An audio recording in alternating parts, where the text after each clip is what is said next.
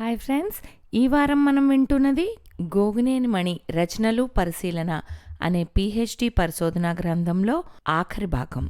రచయిత డాక్టర్ అర్జునరావు లక్కరాజు, చదువుతున్నవారు రాధిక గోగినేని. మరి ఇప్పటిదాకా 5వ అధ్యాయంలో సన్నివేశ కల్పన గురించి చూస్తున్నాం. వినుత పాత్ర ద్వారా పురుషాధిక్యతను నిరసించే సన్నివేశం. మొగలి పువ్వు కథలో పిల్ల పుడితే చులకనగా చూడటం, మగపిల్లాడు పుడితే సంబరాలు చేసుకునే ఆనవాయితీని నిరసిస్తారు ఈ సన్నివేశంలో రచయిత్రి. ఫోన్ మోగితే కార్డ్లెస్ తెచ్చి అతనికిచ్చింది. డబుల్ ప్రమోషన్ అన్నమాట, కంగ్రాట్స్, తప్పకొస్తాను అంటూ ఫోన్ పెట్టేసి మూర్తికి మళ్ళీ అబ్బాయట, రేపు పార్టీ ఇస్తున్నాడు అని చెప్పాడు. వాళ్ళు ఈసారి అమ్మాయి కావాలని ఆశపడి ఉంటారు, నువ్వేమిటి డబుల్ ప్రమోషన్ అంటావు?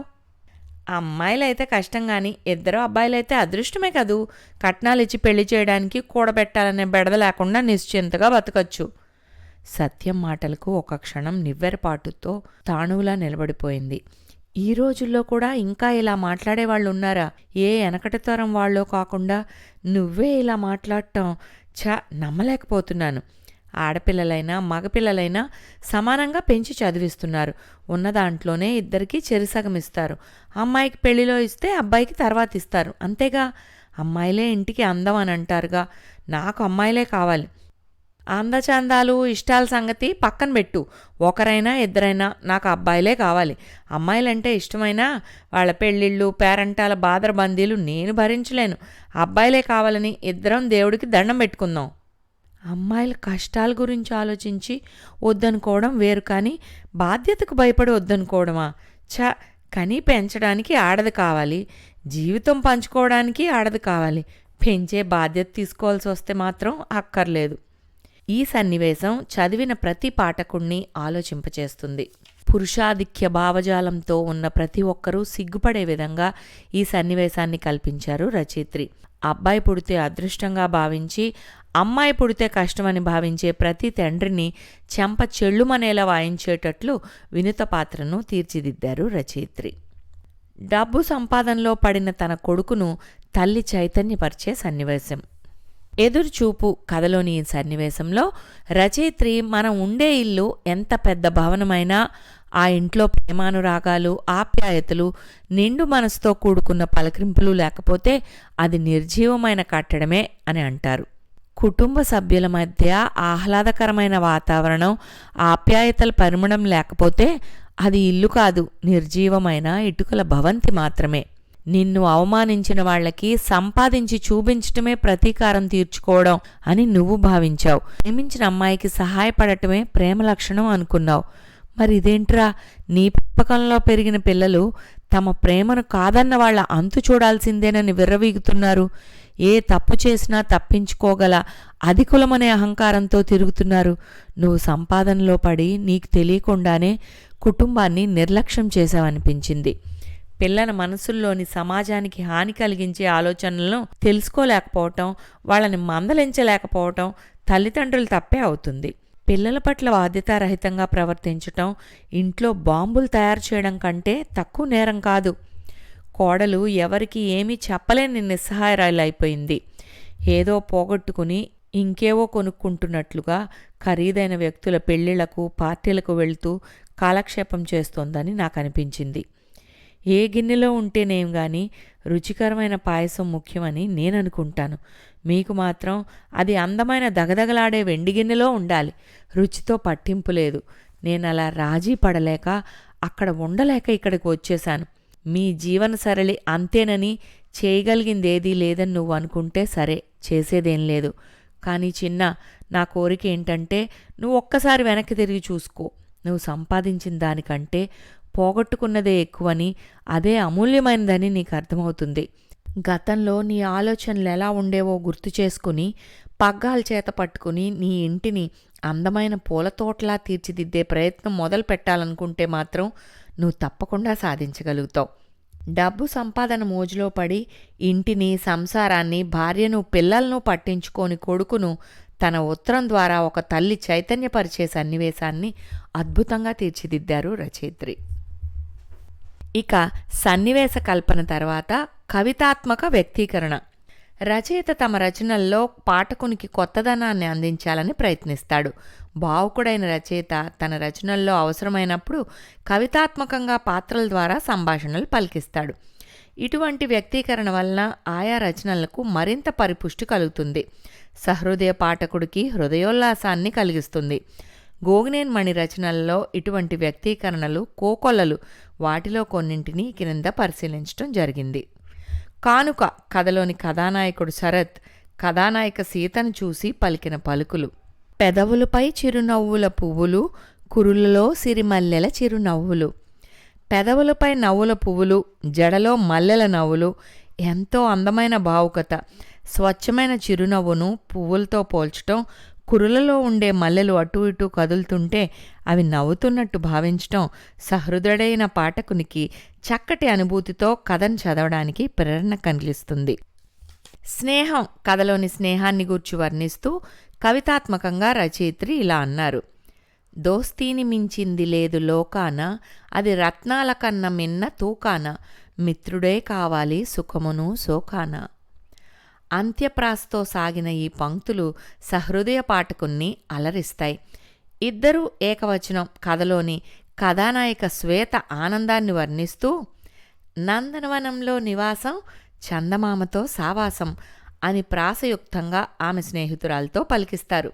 పబ్లిసిటీ కథలో కవిత పాత్రతో శేఖర్ పాత్ర రాకను వర్ణిస్తూ కవితాత్మకంగా వ్యక్తీకరించారు రచయిత్రి. ఆ అడుగుల సడి నా కెరుకే, ఆ అడుగుల వడి నా కొరకే అని అన్నారు.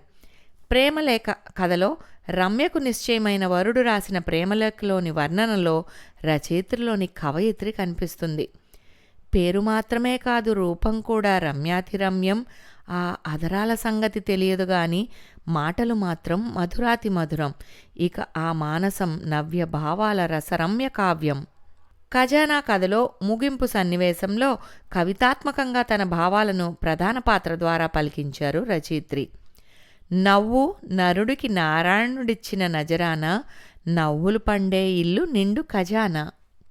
స్నేహం కథలో ఒక సన్నివేశంలో స్నేహితుల మధ్య ఉండే అలకను వ్యక్తీకరిస్తూ రచయిత్రి ఇలా అన్నారు. స్నేహితుల మధ్య అలక జలాక్షరం, చెలిమి శిలాక్షరం. గెలుపు నాది కథలో మాధవ్ ప్రేయసి గీతను వర్ణించు విధానాన్ని రచయిత్రి ఇలా పలికించారు. సురగంగ కెరటాల నురుగులు, నవ్వితే నవరత్నాలు రాలు, మనసైన అమ్మాయి చిరునవ్వులే సిరులు. రూపానికి మల్లెపువ్వు, మనసు మంచిగంధం, వంట తీపి చెరుకు, పాట తేనె చినుకు. మంచిగంధం కథలోని గిరి అమ్మమ్మ రూపాన్ని తలుచుకుంటూ అతని స్నేహితుడు పవన్ కుమార్ పాత్ర ద్వారా పై వ్యక్తీకరణ చేశారు రచయిత్రి.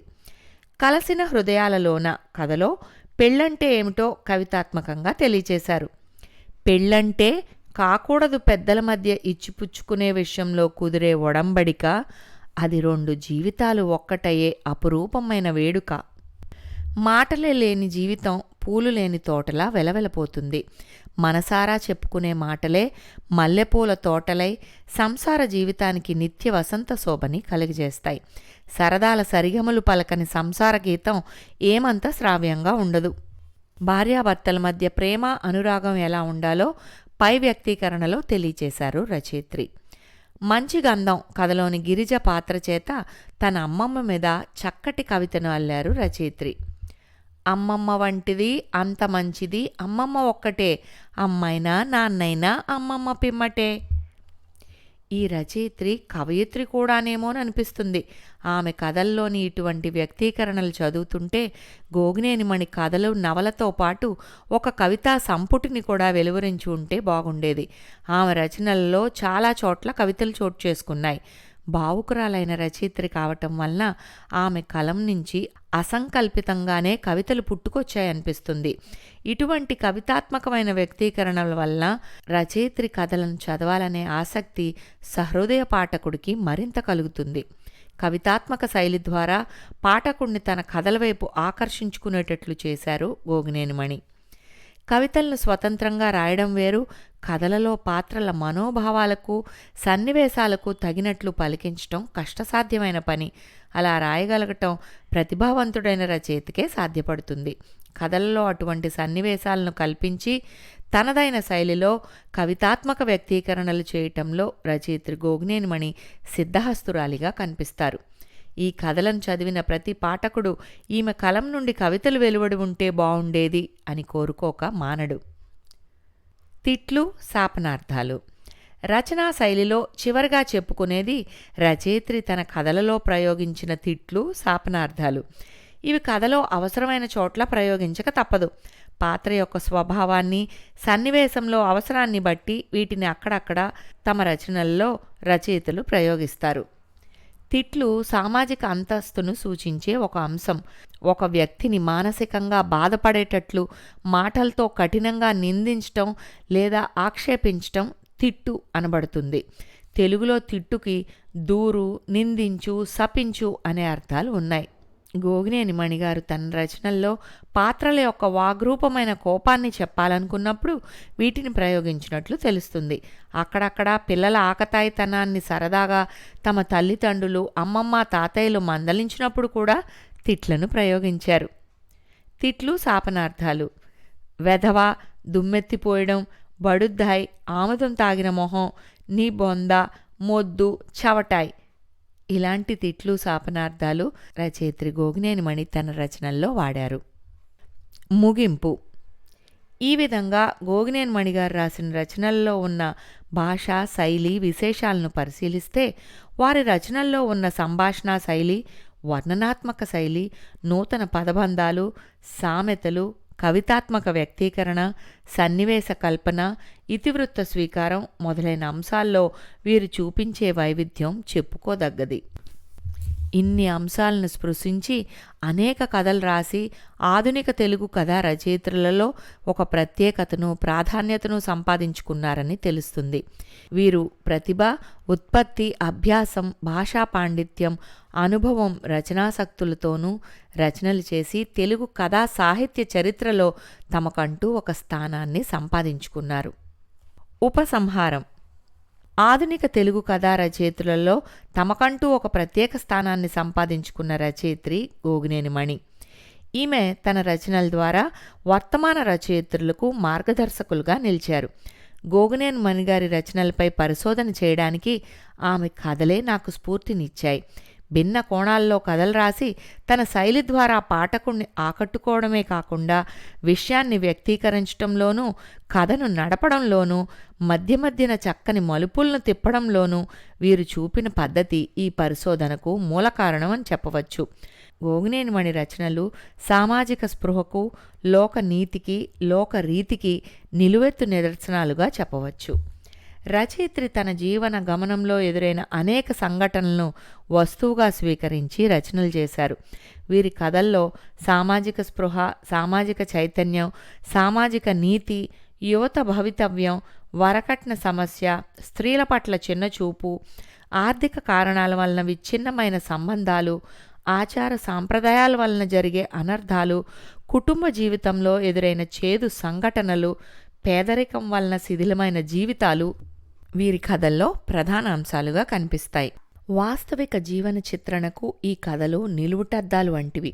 ఏ కథ తీసుకున్నా ఒక అక్షర శిల్పంలా ఉంటుంది. ప్రతి కథ రచయిత్రి పరకాయ ప్రవేశం చేసి రాసినవే. ఏ కథ గురించి వివరణ ఇవ్వాలన్నా, విశ్లేషణ చేయాలన్నా ఒక పుస్తకమే అవుతుంది. మనిషి జీవితంలోని ప్రతి కోణాన్ని ప్రతిఫలింపజేసేవిగా ఈమె రచనలు ఉన్నాయి. ఇవి చదవదగ్గవి మాత్రమే కాదు, కలకాలం మనోఫలకంతో ఉంచదగ్గవి. గోగినేనిమణి రచనలు సున్నితమైన హాస్యంతో కూడుకుని చమత్కారమైన కథనంతో సాగుతుంటాయి. అందువల్ల పాఠకుని విసుగు పుట్టక కడుపుబ్బా నవ్విస్తుంది. కొత్త కొత్త నుడికారాలు, పదప్రయోగాలు పాఠకునికి కొత్త పదాలను పరిచయం చేస్తాయి. సమకాలీన సమాజంలో కనిపించే అవకాశవాద ధోరణులు, చెడు అలవాట్లు, ప్రజల మూఢనమ్మకాలు, పురుషాహంకార ధోరణి వంటి విషయాల్లో మార్పును తీసుకురావడానికి తమ రచనల ద్వారా ప్రయత్నించారు రచయిత్రి. చివరిగా అనుబంధం. గోగినేనిమణి గారితో డాక్టర్ అర్జున్రావు లక్కరాజు ముఖాముఖి. మీ పూర్వీకుల్లో రచయితలు ఎవరైనా ఉన్నారా? ఉంటే వారి గురించి చెప్పండి. మా పూర్వీకుల్లో రచయితలు ఎవరూ లేరు. మా కుటుంబంలో మా పెద్దన్నయ్య మార్ని రామ్జీ తన 18వ ఏట ఆంగ్లంలో ఒక రచన రాశాడు. తర్వాత రీడర్గా పలు యూనివర్సిటీలలో ఉద్యోగం చేస్తున్నప్పుడు రాసిన కొన్ని రచనలను నేపాల్ ప్రభుత్వం పాఠ్యాంశాలుగాను విద్యాలయాల్లో నిర్ణయించడం జరిగింది. మీరు రచయితగా మారటానికి ఏదైనా నేపథ్యం ఉందా? పుస్తకాలు చదివే అలవాటు కథలు రాయాలనే ఉత్సాహాన్ని కలుగజేసింది. చిన్నప్పుడు మా ఇంట్లో చాలా పుస్తకాలు అందుబాటులో ఉండేవి. ఇంటి పక్కనే గ్రంథాలయం కూడా ఉండేది. అందువల్ల పుస్తకాలు ఎక్కువగా చదువుతూ ఉండటం అలవాటైంది. ఆ అలవాటే కథలు రాయడానికి కారణమైందనుకుంటాను. మీ మొదటి రచన కథానిక, నవల ఏది? అది రాయడానికి ప్రేరణ ఏమిటి? నా మొదటి రచన కథ. నేను చదువుకునే రోజుల్లో 8వ తరగతిలో స్కూల్ మ్యాగజైన్లో ఆ కథ ప్రచురింపబడింది. వీరేశలింగం గారి కొన్ని కథలు చదివాక ఆ స్ఫూర్తితో జానపద కథ రాశాను. మా టీచర్ చాలా ప్రోత్సాహకంగా మాట్లాడటంతో ఇంకా రాయాలనే ఉత్సాహం కలిగింది. ఆ తర్వాత ఆంధ్రప్రభ దినపత్రికలో ఆదివారం నాడు ప్రచురితమయ్యే బాలప్రభలో కొన్ని వ్యాసాలు, గేయాలు ప్రచురింపబడ్డాయి. స్నేహం కథకు బహుమతి కూడా వచ్చింది. పెళ్ళి, పిల్లలు ఇలా కుటుంబ బాధ్యతలతో రాయడం వెనకబడింది. చాలా సంవత్సరాల తర్వాత ఆంధ్రపత్రిక వారపత్రికలో తొలిచూపు కథ ప్రచురింపబడింది. పెద్దయ్యాక అదే నా మొదటి కథ.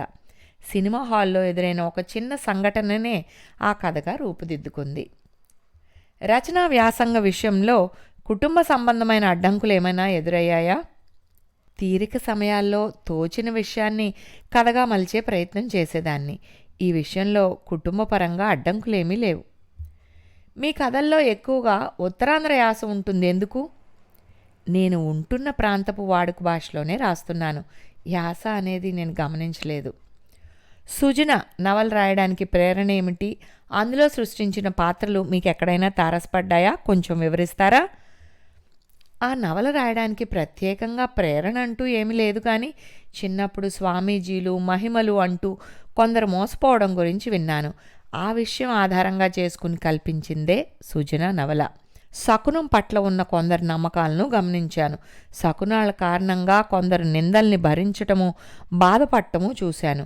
ఆ విషయాలు ఈ నవల రాయడానికి దోహదపడిన అంశాలే. మీ రచనల్లో ఎక్కువగా కుటుంబ జీవన విధానం గురించి ఉంటుంది ఎందుకు? నేను గృహిణిని కాబట్టి నా కథలు ఎక్కువ కుటుంబపరమైనవిగానే రూపుదిద్దుకుని ఉండొచ్చు. తెలిసిన విషయాల గురించే రాయాలనుకోవడం వలన కుటుంబపరమైన కథలకే ప్రాముఖ్యత ఏర్పడిందనుకుంటాను. మీరు రాసిన కథల్లో ఎక్కువగా సందేశాత్మక పాత్రలు ఉంటాయి ఎందుకు? కథలోని ప్రధాన పాత్ర తన నడవడి ద్వారానో మాటలతోనో పాఠకులకి మంచి దారిని చూపించగలగాలని అనుకుంటున్నాను. మామూలు మాటల కంటే కథ ద్వారా మంచి విషయాన్ని పాఠకుల మనసుకు హత్తుకోగలిగేటట్లుగా చెప్పగలగాలి. అటువంటి ప్రయత్నమే నేను చేస్తుంటాను. మీకు ఆదర్శ రచయితలు ఎవరు? ఎందుకు?